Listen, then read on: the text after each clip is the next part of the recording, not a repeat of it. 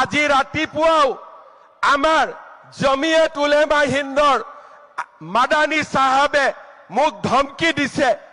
কেইদিনমান আগতে অসমলৈ আহি ৰাহুল গান্ধীয়ে মোক ধমকি দিছে।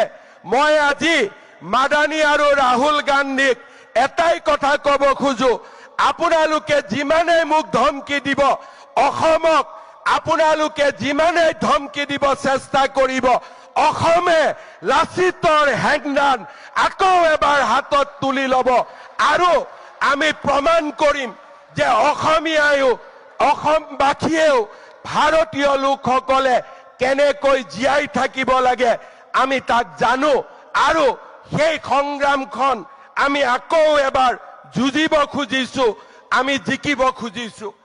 আমাৰ এটাই কথা, চিনাকি মানুহক আমি বসুন্ধৰাৰ জৰিয়তে মাতি দিম।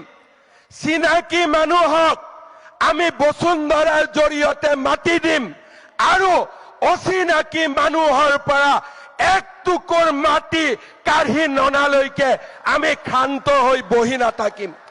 চিনাকিক মাতি দিম, অচিনাকি মানুহৰ পৰা এক টুকুৰা মাটি কাঢ়ি নানালৈকেও আমি ক্ষান্ত হৈ বহি নাথাকিম। মই ৰাহুল গান্ধী আৰু মাদানীক চ্যালেঞ্জ কৰি ক'ব খুজিছো, সাহস আছে যদি অসমীয়াৰ লগত যুঁজি চাওক, অসমীয়াৰ লগত এইবাৰ যুঁজি চাওক।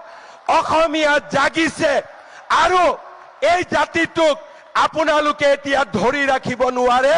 শেষ বিন্দু বুকুৰ তেজ থাকালৈকে আমি যুঁজিম আৰু অকল আমি যুঁজিমেই, এনে নহয় আমি জিকিম।